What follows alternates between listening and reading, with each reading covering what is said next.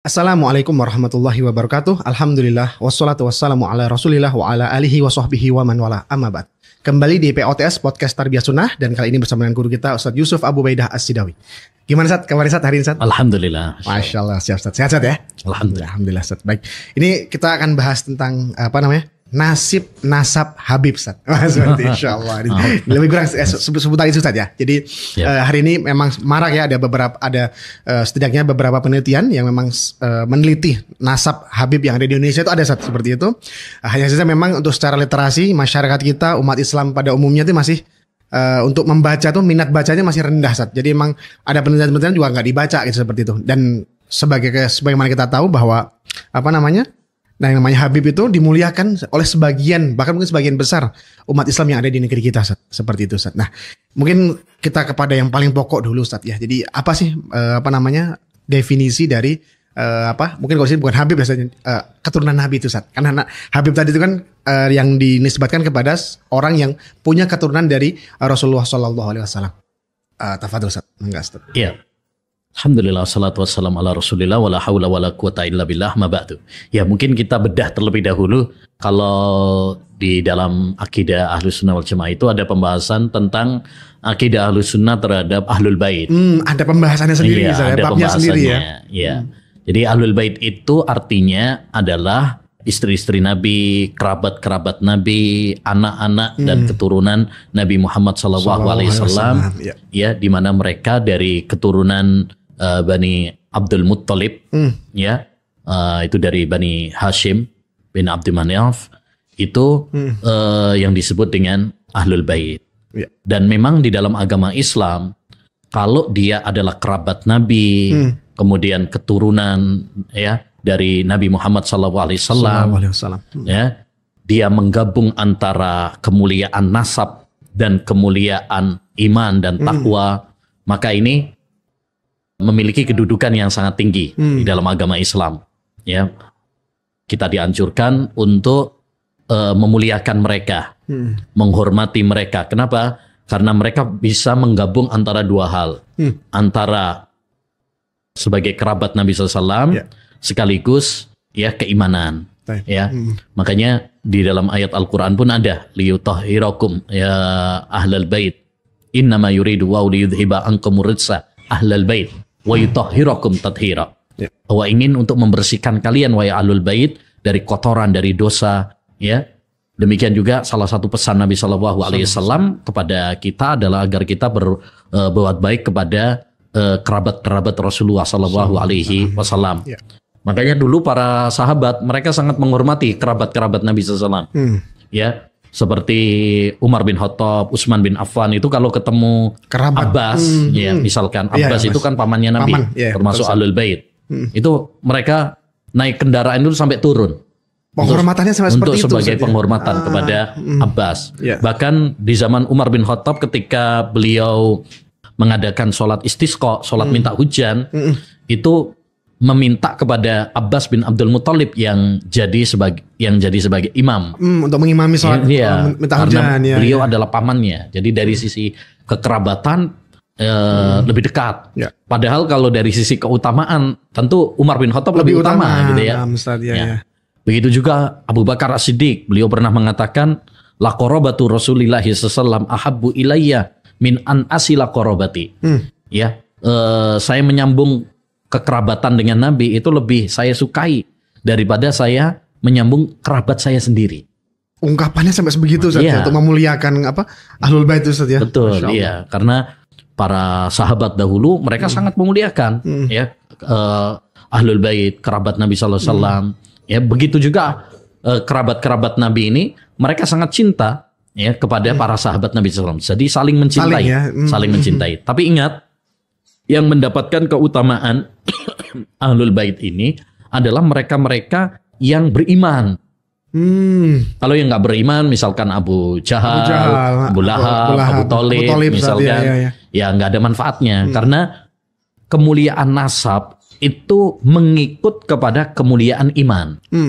Jadi tidak ada artinya kemuliaan nasab kalau tidak beriman kepada Nabi Muhammad SAW. Tidak diiringi dengan ketaatan. Betul. Makanya kata Nabi SAW, Wa man batta'a bihi amaluhu lam yusri bihi nasabuhu. Siapa yang terlambat amalnya, maka nasabnya tidak bisa mempercepatnya. Artinya apa? Oh, yang paling penting itu bukan nasab gitu. Yang paling penting itu adalah amalnya, imannya. Percuma orang nasabnya terhormat, nasabnya mulia, tapi ternyata amalnya, ketakwaannya hancur ya nggak ada manfaatnya gitu. Jadi perlu digarisbawahi bahwa yang dimaksud dengan ahlul bait yang kita dianjurkan untuk menghormati mereka, ya memuliakan mereka, itu adalah yang beriman kepada Nabi Shallallahu Alaihi Wasallam. Dan akidah Ahlus Sunnah wal Jamaah jelas ya tentang ahlul bait ini. Mereka, sikap mereka terhadap ahlul bait itu pertengahan, tidak merendahkan, tapi juga tidak berlebihan. Tidak mengkultuskan, betul, tidak mengkultuskan, berlebih-lebihan kepada mereka, tidak, tapi juga tidak merendahkan. Jadi bagi mereka yang betul-betul dia adalah kerabat Nabi, ahlul bait Nabi, keturunan Nabi SAW, maka kita hormati.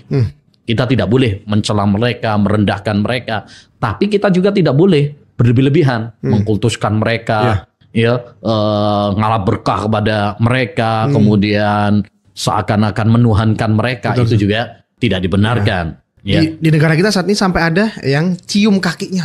Salah satu orang yang bergelar Habib nih dicium kakinya oleh santri-santri. Nah itu ya kalau sampai termasuk berlebihan. Kita berlebihan nggak boleh, merendahkan juga nggak boleh. Itu pun kalau memang dia benar-benar keturunan Nabi. Iya, gitu ya. Betul. Kan kita kalau sekarang ini ya belum bisa memastikan juga ya secara pasti apakah betul-betul dia adalah keturunan Nabi atau tidak. Karena kalau sekedar ngaku saja banyak tuh. Ya, saya juga bisa ngaku-ngaku.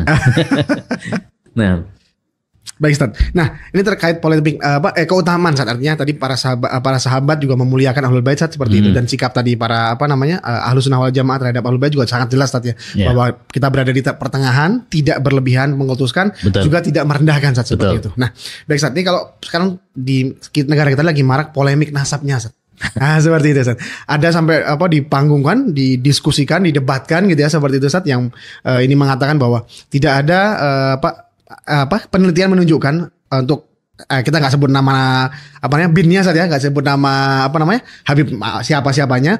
Ini sangat sulit untuk dikatakan bahwa Habib ini dengan marga ini itu adalah keturunan dari Nabi Muhammad SAW. Lalu timbullah polemik di sana dan di sini Ustaz, seperti itu. Nah, menyikapi polemik seperti ini Ustaz, karena umat hari ini sebagian besar yang di negeri kita yang kita ketahui, mereka sangat memuliakan, mereka sangat ingin memuliakan ahlul bait sebagaimana mereka memuliakan Nabi Muhammad SAW. Ya, pertama kita sedih juga sih kalau lihat polemik, apalagi sampai perseteruan, saling menjatuhkan antara satu dengan yang lain, yang itu berujung kepada perpecahan ya. Karena bagaimanapun mereka adalah saudara-saudara kita, sama muslim, sangat disayangkan kalau mereka kemudian saling bertengkar, bermusuhan antara satu dengan yang lainnya. Ya, mudah-mudahan polemik ini segera berakhir dan tidak terus-menerus, tidak berkepanjangan gitu. Kalau wallahu a'lam ya, kita terus terang tidak bisa membenarkan atau menyalahkan ya, karena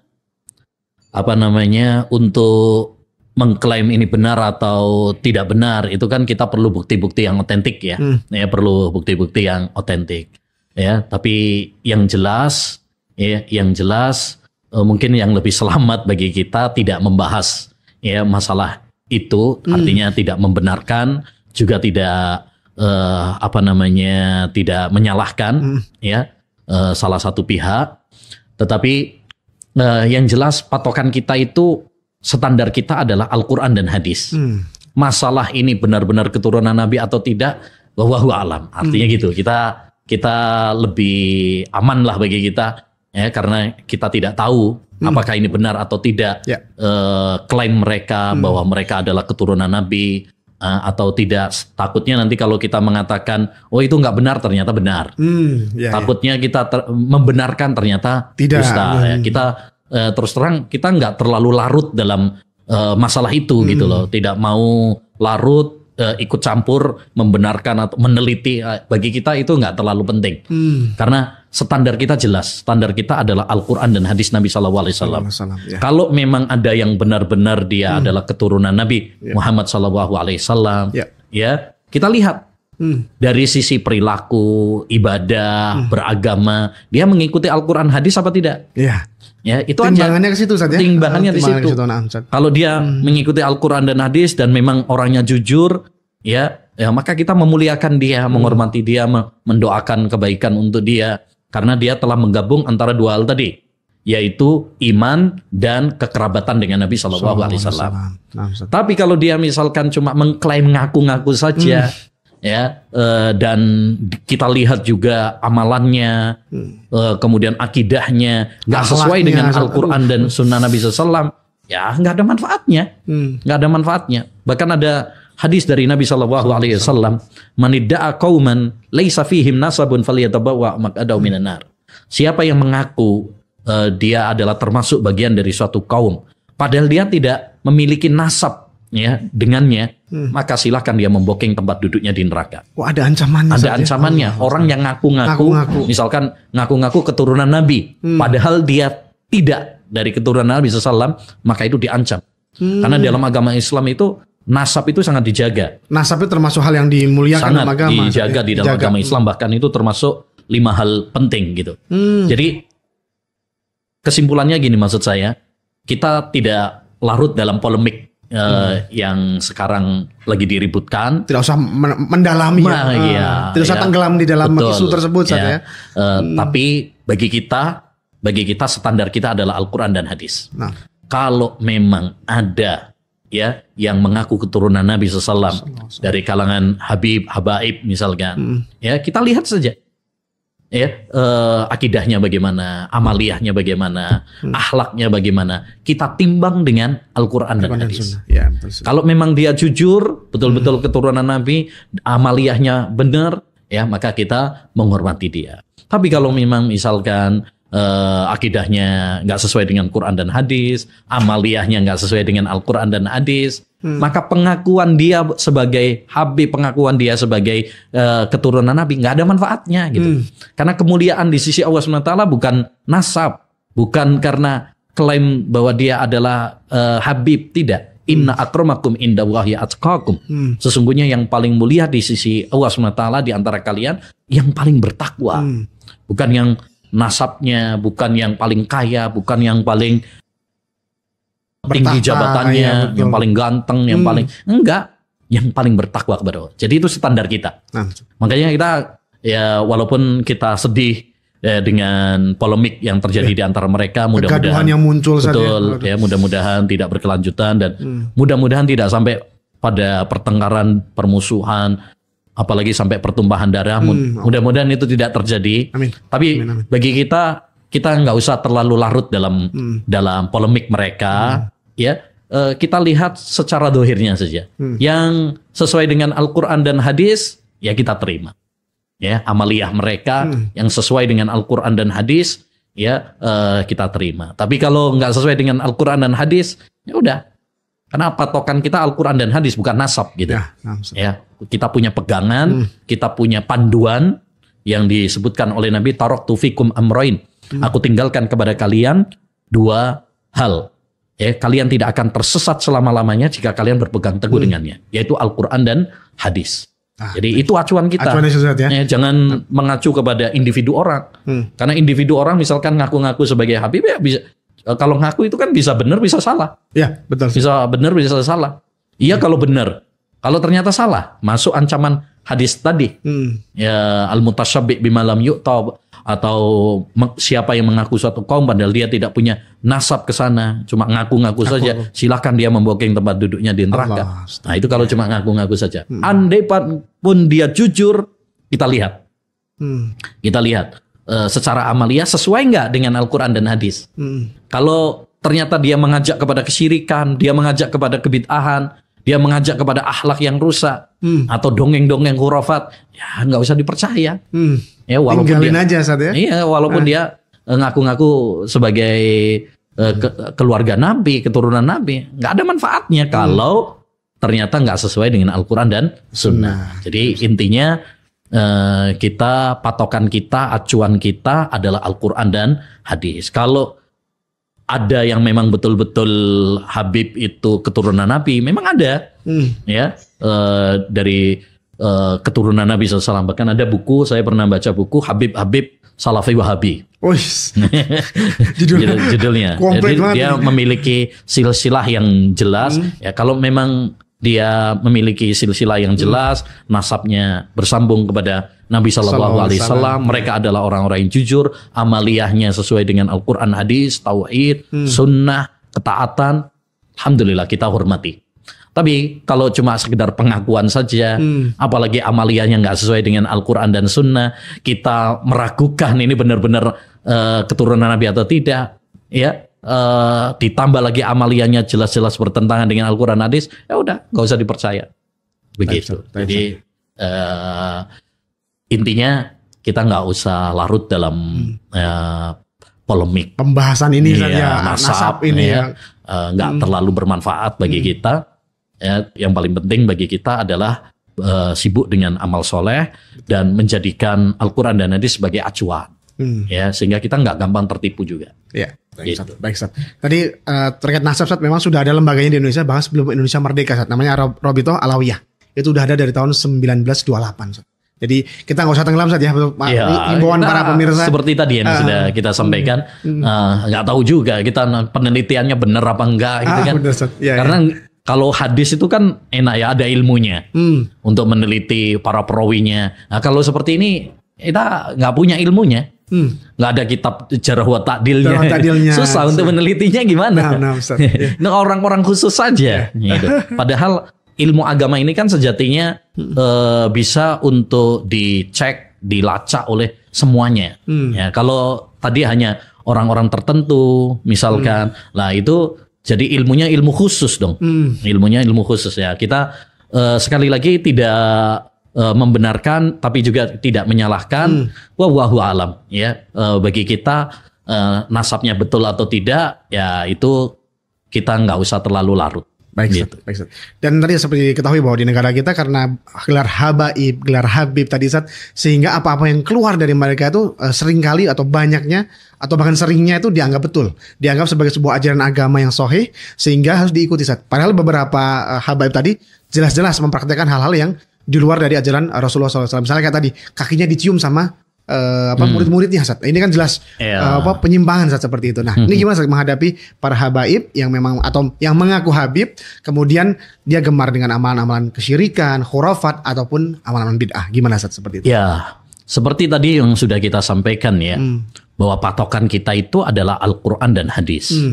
Jadi jangan kita tertipu juga dengan orang-orang yang mengklaim bahwa dia adalah habib, dia adalah keturunan Nabi.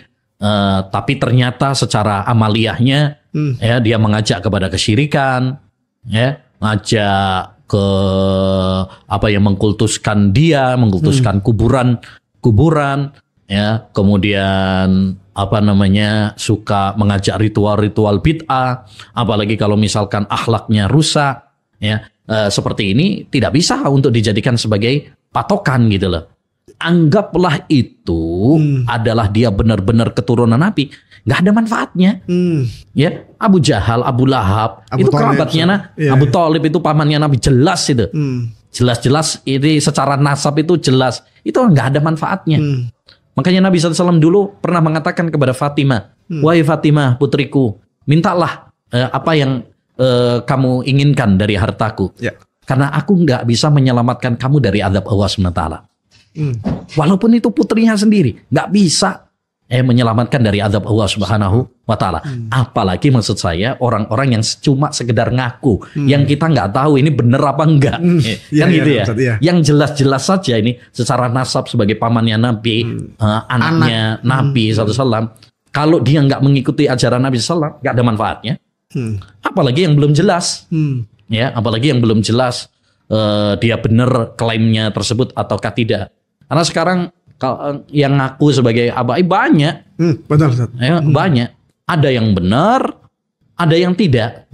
Ya, ada yang misalkan dulu para ulama sepakat ya mengatakan bahwasanya Bani Abdul Al-Qaddah itu ulama-ulama nasab, ulama-ulama sejarah mengatakan bahwa mereka bukan dari keturunan Nabi Shallallahu Alaihi Wasallam, walaupun mereka mengklaim bahwa mereka adalah keturunan Nabi, tapi kata para ulama ahli nasab sepakat itu bukan dari keturunan Nabi. Ya, artinya banyak orang cuma sekedar mengklaim gitu loh.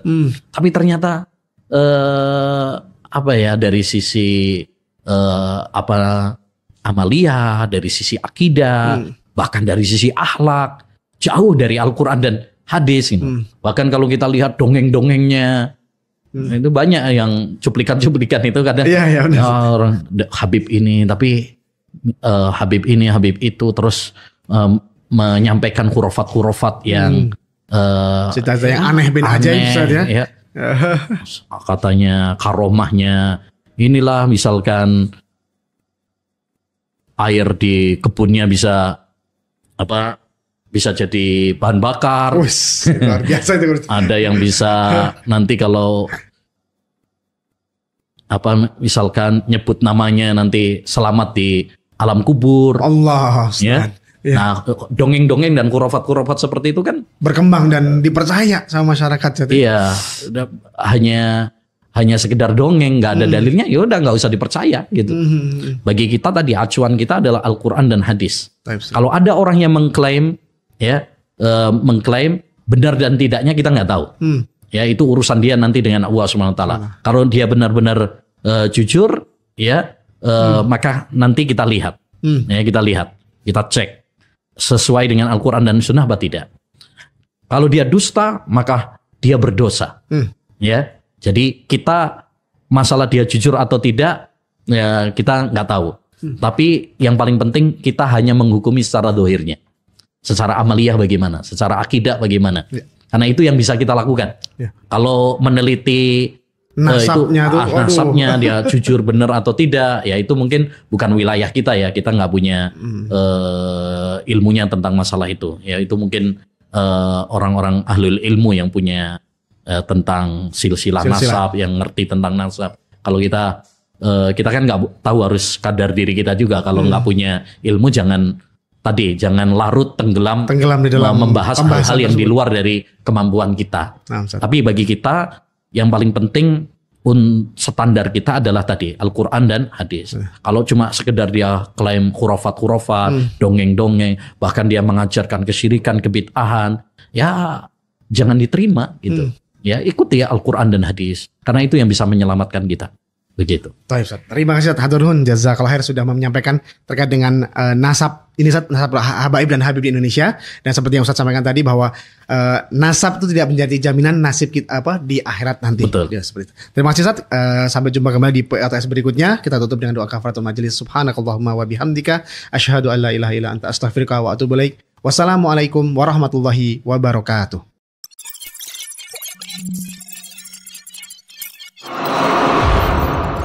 Menebar dakwah, meraih surga.